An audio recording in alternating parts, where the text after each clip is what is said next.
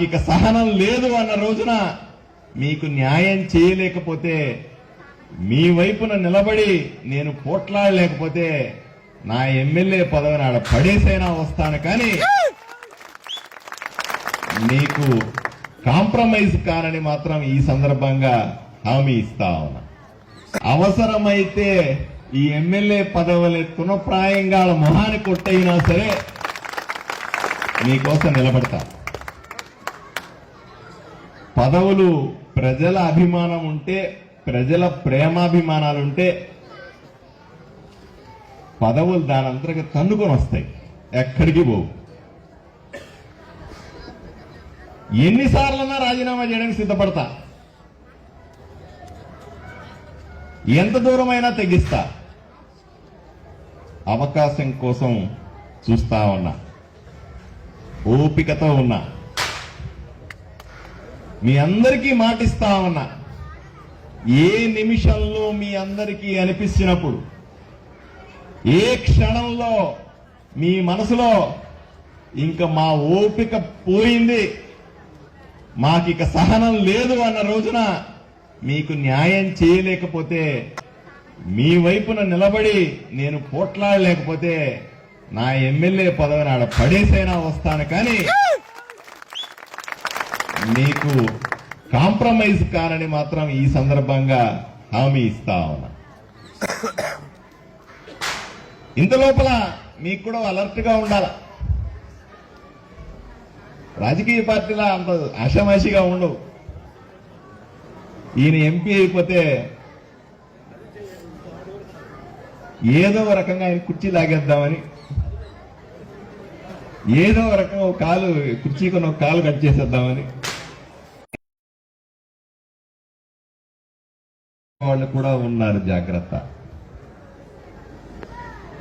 బీసీలంతా ఒకటిగా ఉంటే మా మాట చెల్లుబాటు కాదు కదా. కాబట్టి వాల్మీకులకి కురవలకి, కురవల నుంచి వాల్మీకులకి, వీళ్ళకి పోతే ఎస్సీలకి, వాళ్ళ నుంచి వీళ్ళకి ఏదో రకంగా తెర వెనుక ఉండి మనల్ని మనం కొట్టుకునేలాగా చేసి ఎవడికి లేకుండా మీ పదవిలో ఉంటే కదా అడుగుతాడు. కాబట్టి ఆయన పదవి లాగేద్దాం. ఈయన పదవిలో పారసారథి ఉంటే కదా ఏదో చేస్తానంటున్నాడు, ఈయన లాగేద్దాం. ఏమీ ఈయన ఎందుకు ఊరుకోకి ఎగురుతా ఉన్నాడు దేవేంద్రప్ప కార్పొరేషన్ చైర్మన్ అని. ఈయన కూడా బెదిరించో భయపెట్టో ఏదో నొక్కేద్దాం. దయచేసి అన్ని పార్టీల్లో ఉన్నటువంటి బీసీలకి, ఎస్సీలకి, ఎస్టీలకు అందరికీ ఒకే విజ్ఞప్తి చేస్తాం. అన్ని పార్టీల్లో ఉండండి, హాయిగా ఉండండి. ఎక్కడైనా సరే అన్ని పదవులను తెచ్చుకోండి. తెచ్చుకున్న పదవంతా కూడా కన్న తల్లి లాంటి మన కులానికి ఉపయోగపడేలాగా చేయండి అని మాత్రం మీ ద్వారా ఈ జిల్లాలో ఉన్నటువంటి బీసీలకి, ఎస్సీ ఎస్టీలకు అందరికీ నేను కోరుకుంటా. మంచి రోజులు వచ్చినాయి. మనం ఊహిస్తున్నా నాగరాజన్నను ఎంపీ చేసుకుంటామని కదా. మీరెవరన్నా ఊహిస్తారా 25 రోజుల ముందు నేను వచ్చి ఎమ్మెల్యే అవుతానని?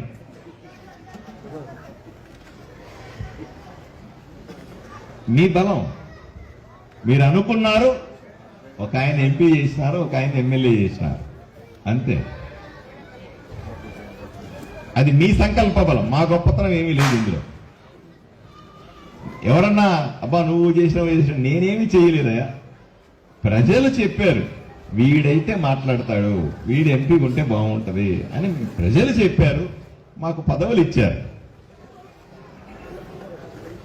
ఈ పదవి మా కోసం కాదు.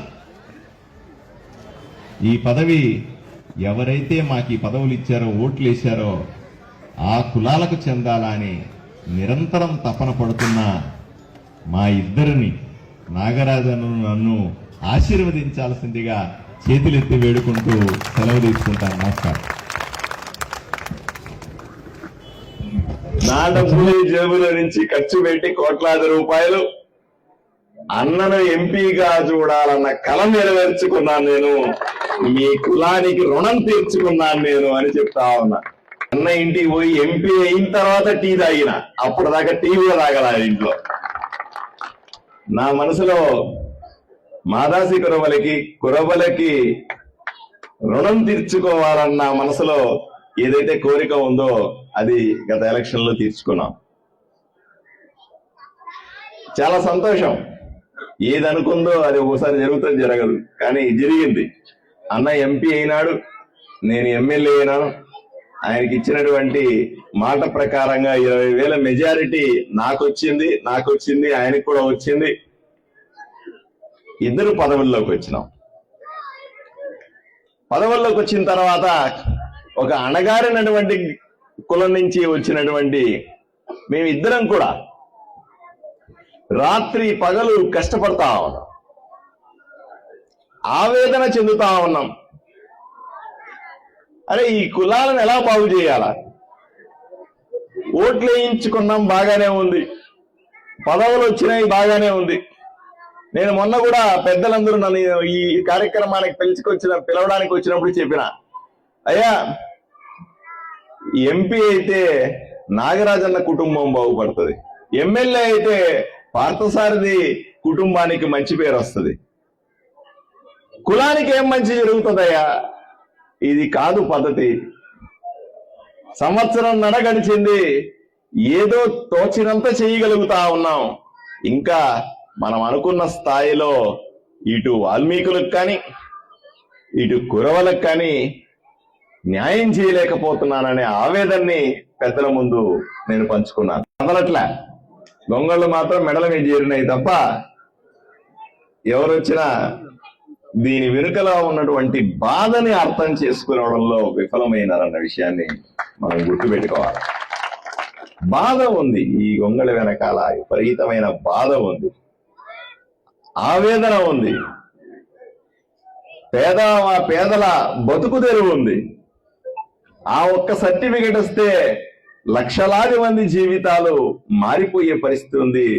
కానీ నల్ల గొంగళి వెనకాల చీకట్లో మనల్ని కప్పిపెట్టి ఈ రోజు కూడా వెలుతురు కనబడకుండా చేస్తున్న పరిస్థితిని ఎంతో ఆవేదనతో మేము ముందు పెడతా ఉన్నాను. నేను ఇప్పుడు కాదు, ఎప్పుడో అంబేద్కర్ రాసినటువంటి దాన్ని ఈ రోజు కూడా అమలు చేయకపోతే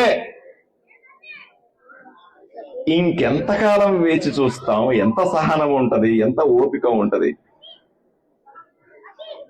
ఓపిక కూడా హద్దు ఉంటుందా లేదా అని మిమ్మల్ని అడుగుతా ఉన్నా. ఏ క్షణంలో మీ మనసులో ఇంకా మా ఓపిక పోయింది, మాకిక సహనం లేదు అన్న రోజున మీకు న్యాయం చేయలేకపోతే, మీ వైపున నిలబడి నేను పోట్లాడలేకపోతే నా ఎమ్మెల్యే పదవిని ఆడ పడేసైనా వస్తాను, కానీ